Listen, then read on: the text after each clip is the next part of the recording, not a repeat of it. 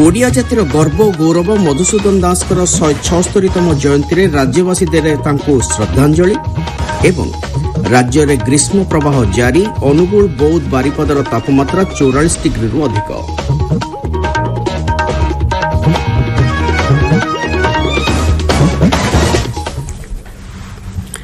Bharatiya Janata party राष्ट्रीय अध्यक्ष जगत प्रकाश नड्डा दिनिकिया ओडिशा गस्तरे आसी ब्रह्मपुर लोकसभा क्षेत्र अंतर्गत आंबपुआठारे विजय संकल्प समावेश में जोग देइछन्ते। राज्य और केन्द्र में बीजेपी सरकार गठन हेले ओडिशार सामग्रिक विकास होई परिबो बोली से मत व्यक्त करिसन्ते। तेणु तांको दल को बहु संख्यार भोट दे विजय करबाकू से लोकमानकू निवेदन करिसन्ते। कांग्रेस वरिष्ठ नेता राहुल गांधी आज दिनिकिया ओडिशा गस्तरे आसी सालेपुर निर्वाचन मंडली अंतर्गत निश्चिंत कोइली ब्लॉकर कुलिया पड़ियाଠାରେ आयोजित एक निर्वाचनी सभारे जोग देइछन्ते। जनसभा को संबोधित करी राहुल गांधी कहिसन्ते तांको दल सरकार को आसिले आशा और अंगनवाड़ी कर्मींकर मजूरी द्विगुणित करबा सहित देशर विकास क्षेत्र में अनेक पदक्षेप नियाजिबो। राज्य में तृतीय पर्याय निर्वाचन लागि आसंताकाली विज्ञप्ति प्रकाश पाइबो। संबलपुर, केन्दुझर, ढेंकानाल, कटक, पुरी एवं भुवनेश्वर लोकसभा आसन एवं एही आसन परिसर में आसुथिबा विधानसभा आसनगुड़िक पई मध्य मई मास 25 तारिख में भोट ग्रहण कराजिबो। आसंताकाली ठारू एही सबु आसन लागि नामांकन प्रक्रिया आरंभ हेबो। नामांकन पत्र दाखल करिवार शेष तारिख हेउची मई मास 6 तारिख। तृतीय पर्याय निर्वाचन में राज्यर 44,41,797 मतदाता सेमानकर मताधिकार साब्यस्त करिवे। सेमानक मध्यरे 2,35,764 जन युव मतदाता प्रथम थर लागि भोट देबे।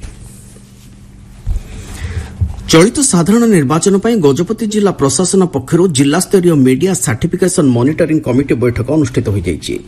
जिलापाल तथा जिला निर्वाचन अधिकारी स्मृति रंजन प्रधान अध्यक्षतार अनुष्ठित बैठक में नियाଯାଇଥିବା निष्पत्ति अनुଯାयी पंजीकृत दल किंबा प्रार्थी विज्ञापन प्रसारण पर निर्धारित 3 दिनरू अधिक एवं अणपंजीकृत दल और प्रार्थी को 7 दिनरू अधिक समय पूर्व आवेदन करने पड़िबो।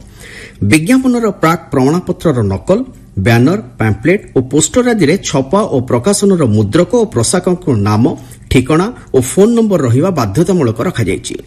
आसंता मास 13 तारिख दिन जिले में अनुष्ठित होबाकुथिबा निर्वाचन में मतदान करबा लागि प्रशासन पक्षरु व्यापक सचेतनता सृष्टि करा जाउछि। मुख्यतः चालो समस्ते भोट देवा, गणतंत्रर मान रखिबा स्लोगान उपरे जिलाव्यापी भोटरन को सचेतन करा जाउछि बोली आम संवाददाता जणाइछन्ते। साधारण निर्वाचन लगी नवरंगपुर लोकसभा आसन अधीन मालकानगिरी जिलार 2टी विधानसभा आसन आसंता मास 13 तारिख दिन मतदान हेबो। एही लोकसभा आसन अधीन मालकानगिरी जिलार मालकानगिरी और चित्रकोंडा विधानसभा मंडली रही। इतिमध्य मालकानगिरी आसन लगी बीजेडी मानस माडकामी, बीजेपी नरसिंह माडकामी और कांग्रेस माला माढ़ी समेत 6 जन प्रार्थी नामांकन पत्र दाखल करछन्ति। सेहिभଳି चित्रकोंडा आसन लगी बीजेडी लक्ष्मीप्रिया नायक, बीजेपी डंबरू सीसा और कांग्रेस मंगू खिलंक समेत 10 जन प्रार्थी मनोनयन पत्र दाखल करछन्ति। आसंता काली हेउची उभय आसन रे प्रार्थीपत्र प्रत्याहार शेष दिन। ए संपर्क में आम मालकानगिरी संवाददाता अधिक सूचना दे कहिसन्ति आसंता साधारण निर्वाचन पर मालकानगिरी जिले में राजनैतिक वातावरण सरगरम होबार लगी। चलित निर्वाचन में मोट 4,49,229 जन भोटर समानकर मत साब्यस्त करिवे। एथिपाई जिले में मोट 544 पोलिंग बूथ रही। तन्मध्यरु मोट 41 आदर्श पोलिंग बूथ रही। सेतिमध्यरु 29 सखी बूथ, 10 युव पोलिंग बूथ और 2 भिन्नक्षम पोलिंग बूथ रही। मालकानगिरी विधानसभा आसन में मोट 2,44,890 जन भोटर रही बेले सेमानक मध्य 1,20,032 जन पुरुष, 1,24,826 जन महिला और 32 जन तृतीय लिंगी भोटर रही। चित्रकोंडा विधानसभा आसन में मोट 2,04,339 जन भोटर मध्य 97,708 जन पुरुष, 1,06,619 जन महिला और 12 जन तृतीय लिंगी भोटर रही। तेज चलित निर्वाचन में प्रथम थरक स्वाभिमान अंचल में मतदाता बूथर व्यवस्था कर भोट ग्रहण कार्य को सुचारू रूपे परिचालन करने को मोट 3,918 जन पोलिंग कर्मचारी को नियुक्ति कर मतदान कार्य में नियुक्त समस्त ସମସ୍ତ ସରକାରୀ କର୍ମଚାରୀ ଓ ଗଣମାଧ୍ୟମର ପ୍ରତିନିଧିମାନଙ୍କ ପାଇଁ ପୋଷ୍ଟାଲ ଭୋଟ ବ୍ୟବସ୍ଥା କରାଯାଇଛି। ଗ୍ରୀଷ୍ମ ପ୍ରବାହକୁ ଦୃଷ୍ଟିରେ ରଖି ପ୍ରଶାସନ ପକ୍ଷରୁ ପାନୀୟ ଜଳ, ଶୌଚାଳୟ, ଦିବ୍ୟାଙ୍ଗଙ୍କ ପାଇଁ ର୍ୟାମ୍ପର ସୁବିଧା, ଛାଇର ବ୍ୟବସ୍ଥା ସହ ଅନ୍ୟାନ୍ୟ ଆନୁଷଙ୍ଗିକ ବ୍ୟବସ୍ଥା କରିବା ପାଇଁ ପଦକ୍ଷେପ ଗ୍ରହଣ କରାଯାଇଛି। ଆପଣମାନେ ଆଞ୍ଚଳିକ ସମ୍ବାଦ ଶୁଣୁଛନ୍ତି ଆକାଶବାଣୀ କଟକ କେନ୍ଦ୍ରରୁ। ରକ୍ତହୀନତା ମୁକ୍ତ ଅଭିଯାନ କାର୍ଯ୍ୟକ୍ରମରେ ରାଜ୍ୟକୁ ଆନିମିଆ ମୁକ୍ତ କରିବା ପାଇଁ ଖରା ଛୁଟିରେ ସ୍କୁଲ ଛାତ୍ରଛାତ୍ରୀଙ୍କୁ ଆଇରନ୍ ଓ ଫଲିକ୍ ଏସିଡ୍ ବଟିକା ଦିଆଯିବ। ସ୍କୁଲର ଶିକ୍ଷକ ଶିକ୍ଷୟିତ୍ରୀମାନେ ଏହି କାର୍ଯ୍ୟରେ ନିୟୋଜିତ ହେବେ ବୋଲି ବିଦ୍ୟାଳୟ ଓ ଗଣଶିକ୍ଷା ବିଭାଗ ପକ୍ଷରୁ ସମସ୍ତ ଜିଲ୍ଲା ଶିକ୍ଷାଧିକାରୀଙ୍କୁ ଅବଗତ କରାଯାଇଛି। ସରକାରୀ ଓ ସରକାରୀ ଅନୁଦାନପ୍ରାପ୍ତ ବିଦ୍ୟାଳୟରେ ପ୍ରଥମରୁ ପଞ୍ଚମ ଶ୍ରେଣୀରେ ପଢୁଥିବା ଛାତ୍ରଛାତ୍ରୀଙ୍କୁ ଗୋଲାପୀ ରଙ୍ଗର ବଟିକା ଦିଆଯିବ। ସେହିଭଳି ଷଷ୍ଠରୁ ଦ୍ୱାଦଶ ଶ୍ରେଣୀରେ ପଢୁଥିବା ପିଲାମାନଙ୍କୁ ନୀଳ ବଟିକା ଦିଆଯିବ। ଔଷଧ ବଟିକା ବଣ୍ଟନ ପୂର୍ବରୁ ଛାତ୍ରଛାତ୍ରୀମାନଙ୍କର ଅଭିଭାବକମାନଙ୍କୁ ସୂଚନା ଦିଆଯିବ। ସ୍କୁଲ ଖୋଲିବା ପୂର୍ବରୁ ବଟିକା ବଣ୍ଟନ କାର୍ଯ୍ୟ ଶେଷ କରିବା ପାଇଁ ଜିଲ୍ଲା ଓ ବ୍ଲକ ଶିକ୍ଷାଧିକାରୀଙ୍କୁ କୁହାଯାଇଛି। ଉତ୍କଳ ଗୌରବ ମଧୁସୂଦନ ଦାସଙ୍କର 176ତମ ଜୟନ୍ତୀ ଆଜି ରାଜ୍ୟବ୍ୟାପୀ ପାଳିତ ହେଉଛି। ଏହି ଅବସରରେ ବିଭିନ୍ନ ସ୍ଥାନରେ ତାଙ୍କର ପ୍ରତିମୂର୍ତ୍ତିରେ ମାଲ୍ୟାର୍ପଣ କରାଯିବା ସହ ସ୍ମୃତି ସଭାମାନ ଆୟୋଜିତ ହୋଇଛି। ଓଡ଼ିଆ ଜାତିର ଗର୍ବ ଓ ଗୌରବ ତଥା ପ୍ରଖ୍ୟାତ ଜାତୀୟବାଦୀ ନେତା ଭାବେ ମଧୁସୂଦନ ଦାସ ଯେତିକି ପରିଚିତ, ବିଶିଷ୍ଟ ଆଇନଜ୍ଞ ଭାବେ ମଧ୍ୟ ତାଙ୍କର ଭୂମିକା ଅତ୍ୟନ୍ତ ଗରିମାମୟ ଥିଲା। ଭାରତୀୟ ମହିଳାଙ୍କୁ ଆଇନଜୀବୀ ବୃତ୍ତି ଗ୍ରହଣ ଭଳି ଯୁଗାନ୍ତକାରୀ ଅଧିକାର ପ୍ରଦାନ କରି ମଧୁବାବୁ ଦେଶର ଆଇନଜୀବୀଙ୍କ ପାଇଁ ପ୍ରେରଣାଦାୟୀ ହୋଇ ରହିଛନ୍ତି। ମଧୁବାବୁ ଯେଉଁ ଅନୁଷ୍ଠାନଗୁଡ଼ିକୁ ପ୍ରତିଷ୍ଠା କରିଥିଲେ ସେଗୁଡ଼ିକ ମଧ୍ୟରେ ଉତ୍କଳ ସମ୍ମିଳନୀ, ଓଡ଼ିଆ ସାହିତ୍ୟ ମଞ୍ଚ, ଉତ୍କଳ ସାହିତ୍ୟ ସମାଜ, ଉତ୍କଳ ଟ୍ୟାନେରୀ, ତାଳଗୁଡ଼ ସଂସ୍ଥା, ନାରୀ ଜାଗରଣ ପାଇଁ ବାଳିକା ଉଚ୍ଚ ବିଦ୍ୟାଳୟ, ତନ୍ତଶିଳ୍ପ ପ୍ରଶିକ୍ଷଣ କେନ୍ଦ୍ର ସହିତ ଅନ୍ୟ କେତେକ ବିକାଶମୁଖୀ ଅନୁଷ୍ଠାନ ଅନ୍ତର୍ଭୁକ୍ତ। 1924 ମସିହାରୁ ମଧୁବାବୁଙ୍କ ସ୍ୱଦେଶୀ ଆନ୍ଦୋଳନ, ଗ୍ରାମ୍ୟ ଉନ୍ନୟନ ପରିକଳ୍ପନା, ସମସ୍ତଙ୍କୁ ମୌଳିକ ଶିକ୍ଷାର ଅଧିକାର, ପଛୁଆ ଶ୍ରେଣୀ ଲୋକଙ୍କର ଉତ୍ଥାନ ଆଦି କେତେକ ଜନଜାଗରଣ ପ୍ରସଙ୍ଗ ମହାତ୍ମାଗାନ୍ଧୀଙ୍କ ଚିନ୍ତାଧାରାକୁ ଗଭୀର ଭାବେ ପ୍ରଭାବିତ କରିଥିଲା। ଉତ୍କଳ ଗୌରବଙ୍କ ଜୟନ୍ତୀରେ ମୁଖ୍ୟମନ୍ତ୍ରୀ ନବୀନ ପଟ୍ଟନାୟକ ଶ୍ରଦ୍ଧାଞ୍ଜଳି ଜଣାଇ କହିଛନ୍ତି, ସ୍ୱତନ୍ତ୍ର ଓଡ଼ିଶା ପ୍ରଦେଶ ଗଠନ ସହ ଶିଳ୍ପ, ଶିକ୍ଷା, ସାହିତ୍ୟର ପ୍ରସାର ତଥା ଓଡ଼ିଆ ସ୍ୱାଭିମାନର ସୁରକ୍ଷା ଦିଗରେ ମଧୁବାବୁଙ୍କ ବହୁମୂଲ୍ୟ ଯୋଗଦାନ ଚିରସ୍ମରଣୀୟ।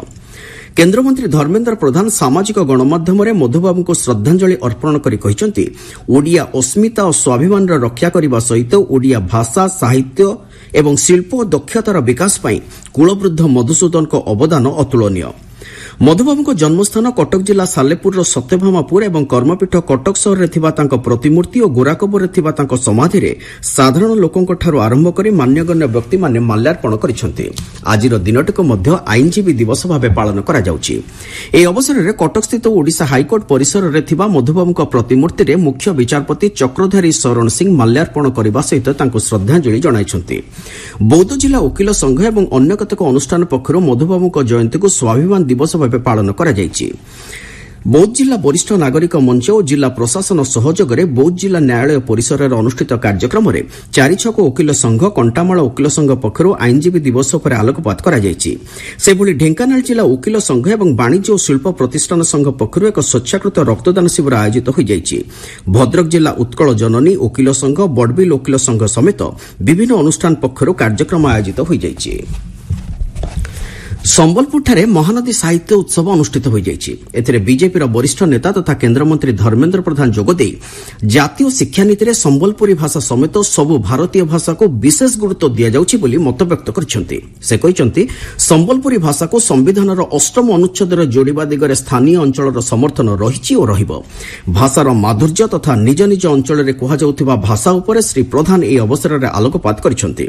ଜିଲ୍ଲାରେ ଏକାଧିକ ସାରସ୍ୱତ ଅନୁଷ୍ଠାନ ପକ୍ଷରୁ ମିଳିତ ଭାବେ ଆୟୋଜିତ ଏହି ସ୍ୱତନ୍ତ୍ର କାର୍ଯ୍ୟକ୍ରମରେ ଡକ୍ଟର ରମାବଲ୍ଲଭ ମିଶ୍ର, ଡକ୍ଟର କୁମୁଦ ରଞ୍ଜନ ପାଣିଗ୍ରାହୀ ପ୍ରମୁଖ ଯୋଗଦେଇ ଆଞ୍ଚଳିକ ସାହିତ୍ୟ ଓ ବିଶ୍ୱ ଦୃଷ୍ଟି ଶୀର୍ଷକ ଆଲୋଚନାଚକ୍ରରେ ନିଜ ନିଜର ସୁଚିନ୍ତିତ ମତାମତ ଉପସ୍ଥାପନ କରିଥିଲେ। ପାଣିପାଗ। ପଶ୍ଚିମ ଏବଂ ଉତ୍ତର ପଶ୍ଚିମ ଶୁଷ୍କ ବାୟୁ ପ୍ରବାହ ଯୋଗୁଁ ସମଗ୍ର ରାଜ୍ୟରେ ଗ୍ରୀଷ୍ମର ପ୍ରବାହ ଜାରି ରହିଛି। ପାଣିପାଗ ବିଭାଗର ସୂଚନା ଅନୁସାରେ ବୌଦ୍ଧ ଏବଂ ବାରିପଦା ସହରର ତାପମାତ୍ରା 44 ଡିଗ୍ରୀ ସେଲ୍ସିୟସ୍ରୁ ଅଧିକ ରହିଛି। ଉପକୂଳ ଅଞ୍ଚଳକୁ ବାଦ ଦେଲେ ରାଜ୍ୟର 8ଟି ସମସ୍ତ ସ୍ଥାନରେ ଆଜି ସର୍ବାଧିକ ତାପମାତ୍ରା 40 ଡିଗ୍ରୀରୁ ଅଧିକ ଥିଲା। ମୁଖ୍ୟ ସମ୍ବାଦଗୁଡ଼ିକ ପୁଣି ଥରେ।